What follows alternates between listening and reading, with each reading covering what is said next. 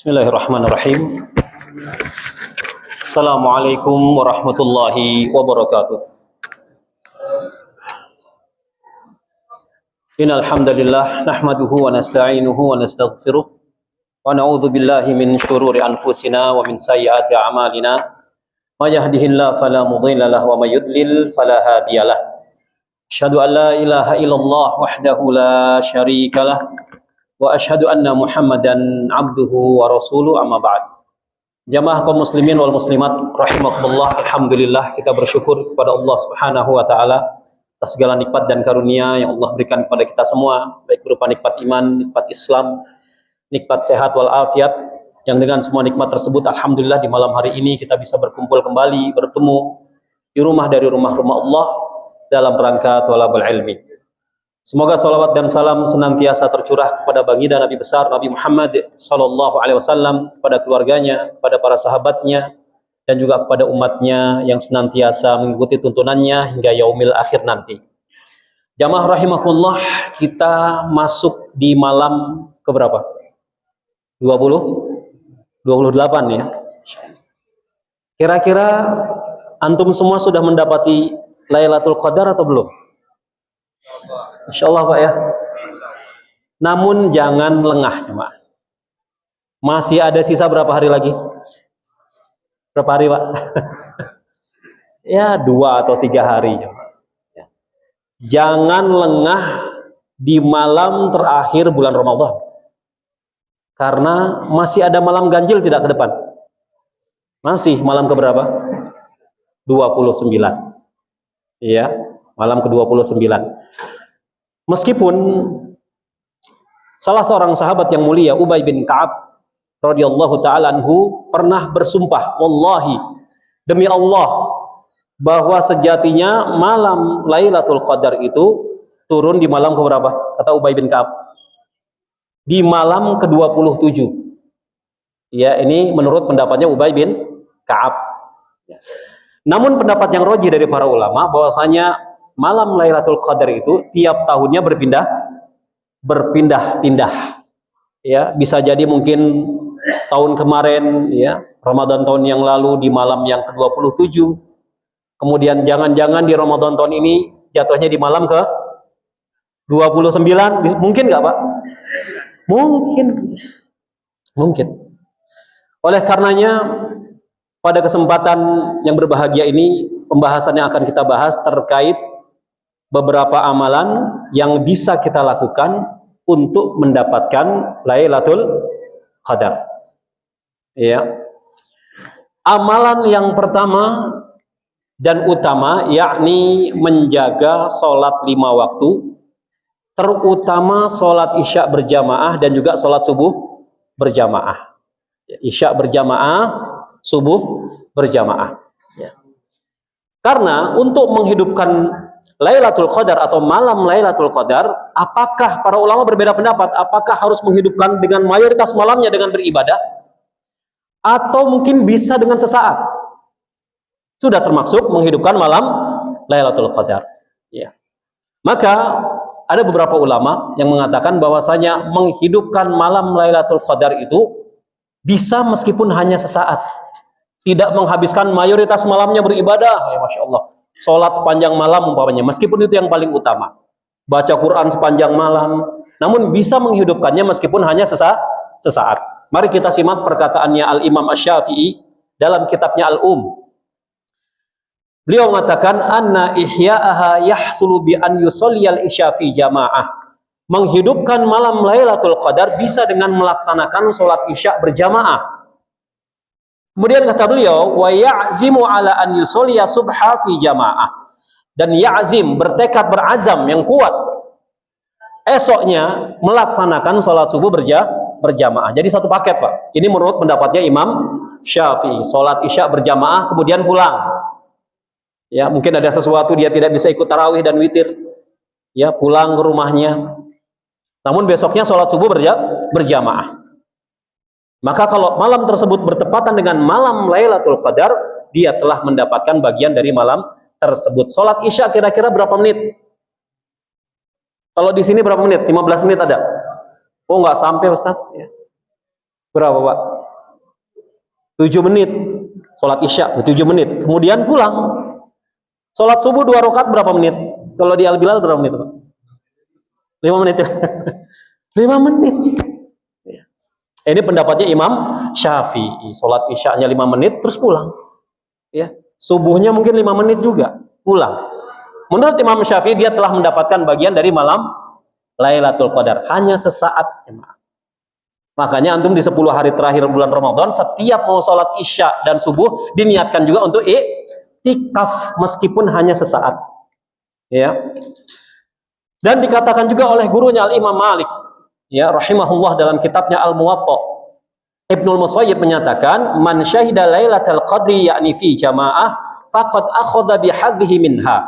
Barang siapa yang menghadiri sholat berjamaah pada malam Lailatul Qadar, ya, faqad akhadha bihadhihi minha, maka ia telah mengambil bagian dari malam tersebut. Ini pendapatnya gurunya Imam Malik. Ya. Bisa sholat isya berjamaah atau tadi seperti kita tarawih witir berjamaah kemudian pulang. Apabila bertepatan dengan malam Lailatul Qadar, maka menurut Imam Malik ia telah mengambil bagian dari malam tersebut. Meskipun jam 9 pulang setelah sholat tarawih beserta witir, ya. Dan ternyata apa yang dikatakan oleh dua ulama besar ini sejalan dengan hadis Nabi SAW dari riwayat Utsman bin Affan radhiyallahu taala anhu, di mana Rasulullah SAW bersabda, "Man syahidal isya fi jamaah kana lahu qiyamu nisfi lailah." Barang siapa yang menghadiri sholat isya berjamaah, maka dicatat baginya pahala sholat separuh malam. Ini kabar gembira bagi orang-orang yang senantiasa mendawamkan sholat isya berjamaah. Dicatat baginya, kata Nabi, pahala sholat separuh malam. Separuh malam itu sampai jam berapa jamaah? Sampai jam 12 malam. Antum sholat isya berjamaah, entah di bulan Ramadan, di luar bulan Ramadan, pulang sholat isya sampai rumah jam 8 umpamanya. Kemudian tidur jam berapa biasanya Pak? Jam 10. Dari jam 10 sampai jam 12 meskipun kita dalam keadaan tidur, dicatat oleh Allah sedang mengerjakan sholat. Itu keutamaan melakukan sholat isya berjamaah. Kemudian kata Nabi SAW, "Wa man shallal isya wal fajr fi jamaah kana lahu kaqiyamil lailah." Masya Allah. Barang siapa yang melaksanakan sholat isya berjamaah, kemudian besoknya melaksanakan sholat subuh berjamaah, kana lahu kaqiyamil lailah, maka dicatat baginya pahala sholat semalam suntuk. Ya, hadis sahih riwayat Muslim. Dari sinilah Imam Syafi'i dan Imam Malik beristinbat bahwasanya seseorang yang menghidupkan malam Lailatul Qadar meskipun hanya sesaat, hanya sholat isya berjamaah pulang, besoknya sholat subuh berjamaah pulang, maka dia telah mendapatkan malam Lailatul Qadar, karena kata Nabi SAW dicatat baginya pahala sholat semalam suntuk. Ya. Ini amalan yang pertama untuk meraih malam Lailatul Qadar. Adapun amalan yang kedua yang bisa kita lakukan untuk meraih malam tersebut, yakni sholat malam bersama imam sampai selesai. Sholat malam bersama imam sampai selesai. Seperti tadi Masya Allah ya. Beberapa masjid yang saya datangi ternyata di Al-Bilal, Masya Allah, saya masih lihat penuh Pak. Luar biasa, Masya Allah.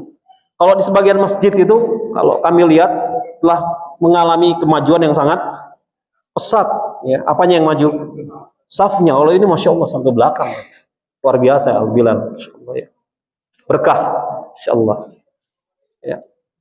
Dari Abu Dzar Al-Ghifari radhiyallahu taala anhu bahwasanya Rasulullah SAW pernah mengumpulkan keluarga dan para sahabatnya. Lalu beliau mengatakan, "Innahu man qama ma'al imam hatta yansorifa kutiba lahu qiyamul lailah." Barang siapa yang sholat bersama imam sampai selesai, kata Nabi, maka ditulis baginya pahala sholat semalam suntuk. Ya, hadis sahih riwayat Nasa'i, Tirmidzi dan yang lainnya. Jadi sangat disayangkan apabila ada seorang ikut sholat malam bersama imam 8 rakaat kemudian pulang, witirnya di rumah. Ada tidak? Ada. Di sini ada nggak Pak? Nggak ada ya, Masya Allah. Ya. Tadi Masya Allah imamnya juga Masya Allah ya, paham. Artinya hukum asal sholat berjamaah kata Nabi SAW itu diringankan. Diringankan. Apalagi kalau kita lihat di sini jamaahnya Masya Allah ya, rata-rata sudah beruban. tapi semangatnya Masya Allah mengalahkan ubannya. Ya, faham. Imam juga harus paham, ya, dengan keadaan makmum. Karena pernah kejadian Mu'adz bin Jabal radhiyallahu taala anhu mengimami manusia. Ya, di rakaat pertama beliau membaca surat Al-Baqarah, rakaat kedua Ali Imran. Pernah nggak antum mengalami sholat sunnah yang demikian panjang? Al-Baqarah sampai selesai di rakaat pertama, ya, rakaat kedua Ali Imran sampai selesai. Itu insya Allah kalau di Al-Baqarah banyak yang batuk, Pak. Batuk-batuk. Ya. Ternyata ada salah seorang sahabat yang keluar dari saf di rakaat yang kedua. Ya. Sahabat tersebut pikir Mu'adz bin Jabal akan meringankan di rakaat kedua. Enggak taunya Ali Imran dibaca. Keluar saf dia. Setelah keluar saf dilaporkan kepada Mu'adz bin Jabal, "Wahai Mu'adz, si fulan tadi di rakaat kedua keluar dari saf salat." Apa kata Mu'adz? "Huwa munafik." Dia seorang munafik. Sampai ke telinganya tidak terima sahabat tersebut. Mengadu kepada Rasulullah SAW keesokan harinya. Kemudian Mu'adz dipanggil, "Ta'al ya Mu'adz." Ya, sini kau ya Mu'adz, dipanggil. Kira-kira dipuji atau ditegur oleh Nabi SAW? Ditegur. "Afitanun ya Mu'adz, afitanun ya Mu'adz, afitanun ya Mu'adz." Ya. Apakah engkau mau buat fitnah wahai Mu'adz? Sampai 3 kali. Kau mau buat fitnah Mu'adz? Kau mau buat fitnah? Sesungguhnya kalau kau menjadi pemimpin sholat, menjadi imam, lihat di belakangmu, kata Nabi. Ada yang tua, ada yang muda, ada yang kuat, ada yang lemah, ada anak-anak, ada ibu-ibu, ada yang punya hajat. Maka Nabi mengatakan, ringankanlah wahai Mu'adz. Ya. Ringankanlah wahai Mu'adz. Jadi harus bersabar jemaah. Mengejar keutamaan, dicatat baginya pahala sholat semalam suntuk. Adapun yang ketiga, memperbanyak membaca Al-Quran di malam hari. Minimal berapa ayat? Minimal 100 ayat di malam hari ya. Terutama bagi yang iktikaf. Ya, 100 ayat. Kalau di juz 29 itu baca 2 surat sudah dapat 100 ayat. Surat Al-Qalam dengan Al-Haqqah. Al-Qalam itu kalau nggak salah 52 ayat. Al-Haqqah juga 50 sekian ayat. Udah 100. Ya, apa keutamaannya? Ya. Dari Tamim Ad-Dari, an Tamim Ad-Dari radhiyallahu taala anhu qol, dari Tamim Ad-Dari radhiyallahu taala anhu dia mengatakan, qala Rasulullah sallallahu alaihi wasallam, Rasulullah sallallahu alaihi wasallam bersabda, "Man qara'a bi mi'ati ayat fi lailatin kutiba lahu qunutul lailah." Barang siapa yang membaca 100 ayat pada suatu malam, 100 ayat pada satu malam, maka dituliskan baginya pahala sholat sepanjang malam. Pahala sholat sepanjang malam. Ya, jadi habis iktikaf, ketika iktikaf baca Quran 100 ayat, setelah itu tidur boleh nggak? Oh, boleh. Alhamdulillah udah dicatat. Ya, Masya Allah. Ya. Sholat malam bersama imam sampai selesai dicatat baginya pahala sholat semalam suntuk. Baca Quran 100 ayat di malam hari ditulis baginya pahala semalam suntuk, sholat semalam suntuk, Masya Allah. Ya, jadi yang i'tikaf jamaah, kalau sudah capek sholat, kakinya pegal, ya, maka duduk baca Al-Quran. Minimal 100 ayat. Baca 100 ayat kira-kira berat nggak? Enggak. Ya dari yang paling ringan-ringan saja jamaah. Anas, berapa ayat Anas? Ya, kemudian naik lagi Al-Falaq, Al-Ikhlas. Ya. Kan ringan-ringan itu. Ya. Ina atau ina surat favorit antum. Ya. Terus naik ya. Terus sampai An-Naba lebih daripada 100 ayat. Dari sini para ulama mengatakan tilawah itu lebih utama dilakukan di malam hari. Tilawah Al-Qur'an ya secara umum, bukan hanya di bulan Ramadan. Di luar bulan Ramadan ya, untuk tilawah Al-Qur'an yang paling utama dilakukan di malam hari, ya, di malam hari. Kemudian amalan yang keempat agar kita bisa mendapatkan Lailatul Qadar, yakni memperbanyak doa di 10 malam terakhir bulan Ramadan. Doa yang diajarkan Nabi SAW kepada istri beliau tercinta Aisyah radhiyallahu taala anha. Doanya ada yang hafal jemaah? Allahumma innaka afuwun tuhibbul afwa fa'fu anni. Allahumma innaka afuwun. Ya Allah, sesungguhnya engkau zat afu, yang maha pemaaf. Tuhibbul afwa, mencintai permohonan maaf. Fa'fu anni, maka maafkanlah aku. Pertanyaannya, apa beda afu dengan maghfirah? Apa bedanya jemaah? Ada yang tahu nggak? Al-afu, permintaan maaf, dengan maghfirah, pengampunan. Apa bedanya? Yang tahu boleh pulang. Jadi kalau maghfirah jemaah, pengampunan dosa. Hanya saja dosa tersebut nanti di hari kiamat diingatkan lagi oleh Allah Subhanahu wa taala. Ya, kau pernah berdosa demikian sebelum diampuni semuanya. Kalau al-afu, Allah sudah hapus bersih. Bahkan malaikat pun melupakan dosa hamba tersebut. Itu bedanya maghfirah dengan afu, permohonan maaf. Kenapa? Iya, hapus bersih lagi. Al-afu. Kalau maghfirah nanti masih diingatkan, kau dulu pernah berbuat dosa demikian, ya. Kata Allah, iya ya Allah, tangan kita bisa berbicara, dulu saya pernah mencuri, ya, mata kita dulu pernah melihat hal yang diharamkan, ya. Sebelum mendapatkan ampunan, Allah tampakkan dulu dosanya, itu maghfirah.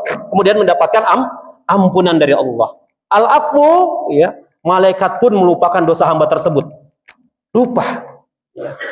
Makanya perbanyak doa, Allahumma innaka afuwun tuhibbul afwa fa'fu anni. Sudah capek sholat, capek baca Quran sambil rebahan, iktikaf di masjid, selonjoran, ya, sambil minum kopi boleh nggak?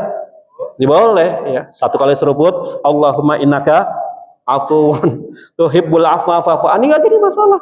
Daripada iktikaf main catur, main karambol, lebih parah judol, sholat gacor pula dalam masjid ada. Ya. Jadi perbanyak doa, Allahumma innaka afuwun tuhibbul afwa fa'fu anni, dihapus bersih lagi dosa kita. Ya. Kemudian amalan yang kelima untuk menggapai Lailatul Qadar, muhasabah, istighfar, kemudian taubatan nasuha. Ya, kenapa kata Nabi SAW, kul ibni Adam khatta'un wa khairul khatta'ina tawwabun. Setiap anak Adam itu khatta'un, pasti berbuat salah, pasti berbuat dosa. Oleh karena itu dosa adalah sebuah keniscayaan, sebuah kepastian. Wa khairul khatta'ina tawwabun, dan sebaik-baik pendosa, orang yang berbuat dosa at-tawwabun, yang bertobat kepada Allah Subhanahu wa taala. Kita ini dosanya sedikit atau banyak? Banyak. Coba cung yang dosanya sedikit, ada nggak? Ada yang berani ya, Ma? Banyak. Iya, banyak. Karena dosa itu sebuah keniscayaan. Kita ditakdirkan untuk berbuat dosa seperti bapak kita, siapa? Adam. Iya. Dan dalam hadis qudsi Allah Subhanahu wa taala berfirman, "Ya ibadi, katakanlah wahai hamba-hambaku, ya. Innakum tukhti'una bil-lail wan nahar," kata Allah. Sesungguhnya kalian berbuat dosa kepadaku siang dan malam, kata Allah. Wa ana aghfiru dzunuba, ya, dan aku maha mengampuni semua dosa, kata Allah. Dan Allah mengatakan, fastaghfiruni aghfir lakum, maka mintalah ampun kepadaku, kata Allah, niscaya aku akan mengampuni kalian. Hadis sahih riwayat Muslim, hadis qudsi jemaah. Ya. Bayangkan Allah masih memanggil kita apa? Ibadi. Ya ibadi, katakanlah wahai hamba-hambaku, padahal dosa kita banyak jemaah. Tapi Allah masih menganggap kita seorang hamba. Padahal lebih pantas Allah mengatakan, qul ya asi. Ya, wahai pelaku maksiat, kata Allah. Asi itu pelaku maksiat, pendosa. Namun Allah tidak demikian. Allah masih menganggap kita hambanya. Ya. Dan apa keutamaan orang yang bertobat? Orang yang bertobat itu dari setiap dosanya mendapat kecintaan dari Allah Subhanahu wa taala. Dalam surat Al-Baqarah ayat 222, Allah berfirman, "Innallaha yuhibbut tawwabin wa yuhibbul mutatahhirin." Sesungguhnya Allah menyukai orang-orang yang bertobat, wa yuhibbul mutatahhirin, dan menyukai orang-orang yang mensucikan dirinya. Ya. Jadi taubat itu harus diperbaharui. Ya, karena dosa itu banyak, ada dosa yang zahir, ada dosa batin. Hati kita ngebatin kepada orang lain yang negatif, dosa tidak? Dosa. Ya. Dosa. Ada orang lewat meskipun lisannya diam tapi batinnya itu kok jalannya gitu banget orang. Ya. Ngebatin. Itu dosa, Pak. Dosa. Yang zahir maupun yang batin. Dan Allah menyukai orang-orang yang bertobat kepadanya. Dan orang-orang yang bertobat, ya, dari sebuah dosa, dari kemaksiatan yang dia lakukan, maka akan keburukan-keburukan tersebut dirubah oleh Allah menjadi kebaikan-kebaikan pada hari kiamat. Ya, di surat Al-Furqan ayat 70 Allah berfirman, illa man taba wa amana wa amila amalan solihah. Ada 3 jemaah. Ya, kecuali orang-orang yang taba, orang-orang yang bertobat, wa amana yang beriman, wa amila amalan solihah yang mengerjakan amal soleh. Taubat, beriman, mengerjakan amal soleh. 3 nih kata Allah. Apa kata Allah? Faulaika yubaddilullah sayyiatihim hasanatin. Ya. Maka kejahatan mereka, dosa mereka akan diganti Allah dengan kebaikan. Ya. Berarti kita sebagai pendosa tidak boleh putus asa dari rahmat Allah. Syaratnya tadi, taubat, kemudian kembali beriman kepada Allah, setelah itu mengerjakan amal kebajikan, amal soleh. Nanti keburukan-keburukan kita, kejahatan-kejahatan kita akan Allah ganti dengan kebaikan. Ya. Ada salah seorang ulama besar yang bernama Fudail bin Iyad. Fudail bin Iyad dulunya apa jemaah? Ada yang tahu nggak? Sebelum jadi ulama jadi apa? Begal, jemaah. Fudail bin Iyad itu begal. Jamaah haji itu kalau mau haji, jalan ke kota Mekah, mendengar nama Fudail langsung gemeteran, takut perbekalannya dibegal sama Fudail. Ya. Kemudian suatu hari Fudail ingin merampok rumah seseorang. Ketika dia panjat pagarnya, Fudail mendengar dari dalam rumahnya terdengar suara bacaan Al-Quran. Seorang wanita membaca Al-Quran. Ya. Kemudian dia tertahan di atas pagarnya mendengarkan. Kemudian berlinanglah air mata, hidayah jemaah. Fudail. Ya. Kemudian dia taubat nasuha, belajar, menuntut ilmu, jadilah seorang ulama besar, Fudail bin Iyad. Iya. Maka kata para ulama, kita tidak boleh mencaci maki pelaku dosa, mengolok-olok pelaku dosa. Karena bisa jadi orang tersebut sebelum meninggalnya terkena dosa juga orang yang mengolok-oloknya. Iya. Oleh karenanya pintu rahmat Allah itu sangat luas, ampunan Allah itu sangat luas, dan momentumnya ada sekarang jamaah. Masih ada berapa hari lagi. Perbarui tobat kita kepada Allah Subhanahu wa taala. Kemudian amalan yang keenam, memperbanyak zikir khususnya di tengah malam. Ya. Dari Amr bin Anasah radhiyallahu ta'ala anhu, annahu sami'a Nabiyya sallallahu alaihi wasallam yaqul. Dia mendengar Nabi SAW bersabda, aqrabu ma yakunu rabbu minal abdi fi jawfil lailil akhiri fa in istata'ta an takuna mimman yadhkurullah fi tilka sa'ah fakun, kata Nabi.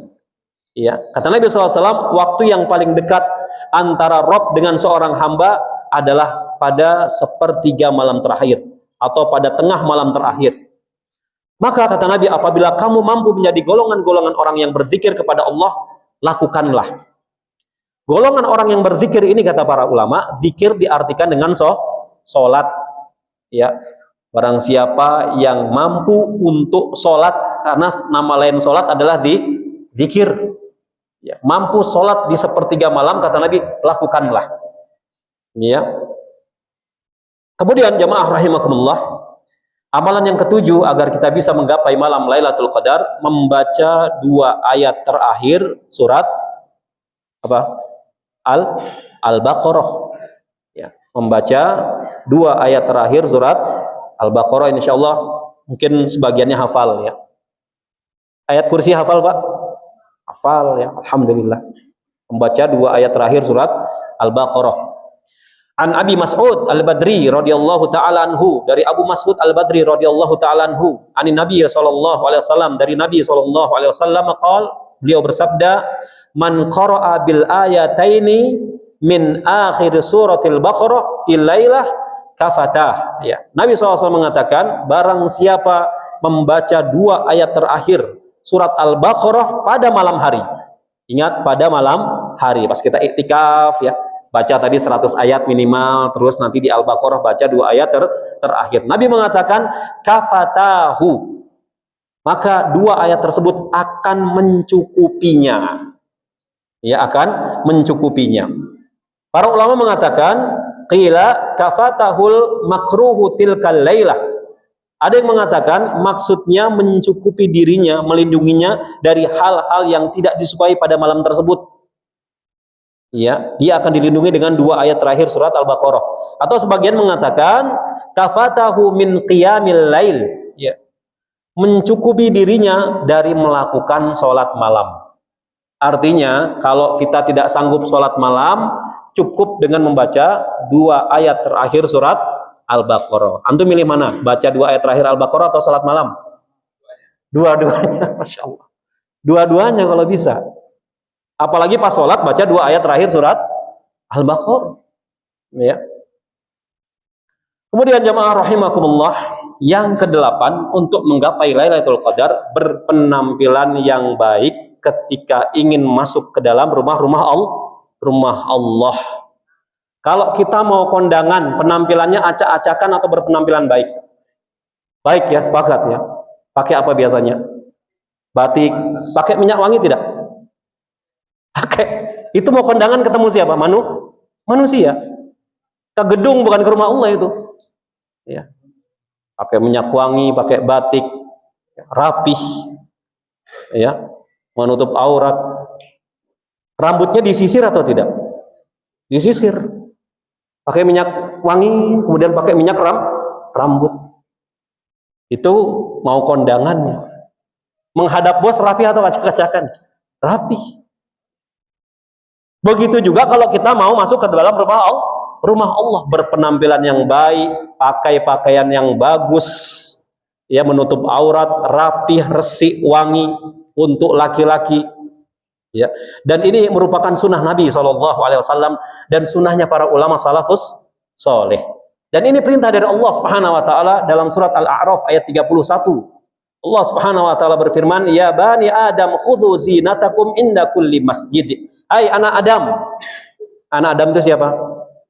Ya kita semua. Kita ini anak Adam. Hai anak Adam, kata Allah. Khudhu zinatakum inda kulli masjid.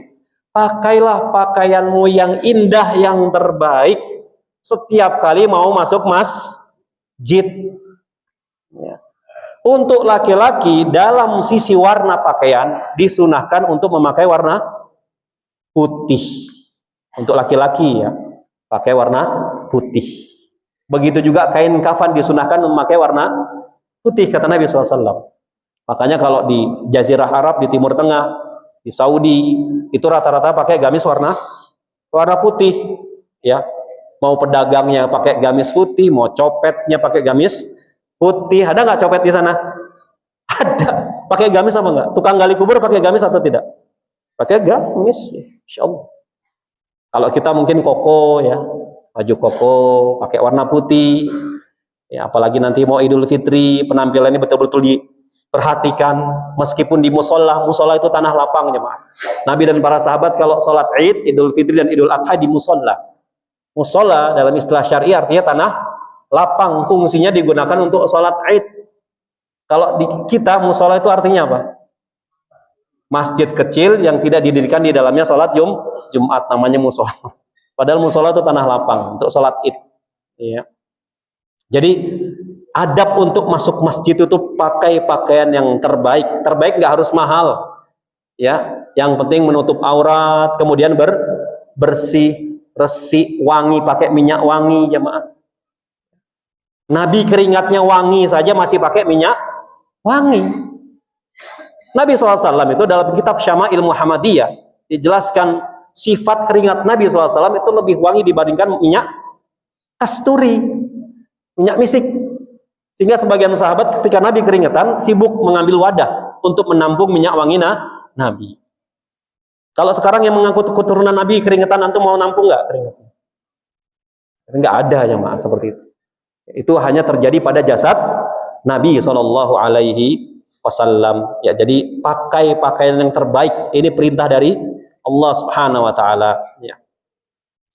Dan Ibnu Abdul Bar rahimahullah mengatakan wa yastahibbunal lil wahidil mutit ala thiyab an yatajammala fi salatihi man istata'a bi thiyabihi wa tibihi wa siwakihi.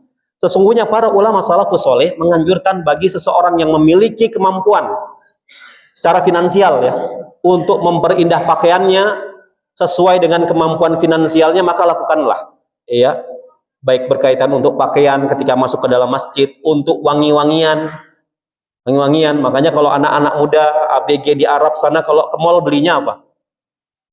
Minyak wangi, Pak. Nentengnya minyak wangi. Kalau kita anak muda kita ke mall belinya apa? Oh, handphone gitu ya. Handphone sama apa, Pak? Sana minyak wangi semua. Suka sama minyak wangi. Ya. Saya biasanya kalau orang Arab tuh, orang Arab asli ya, bukan Arab maklum. Kalau dia lewat itu wanginya masih sisa. Insya Allah. Orangnya sudah pergi tapi wanginya masih sisa.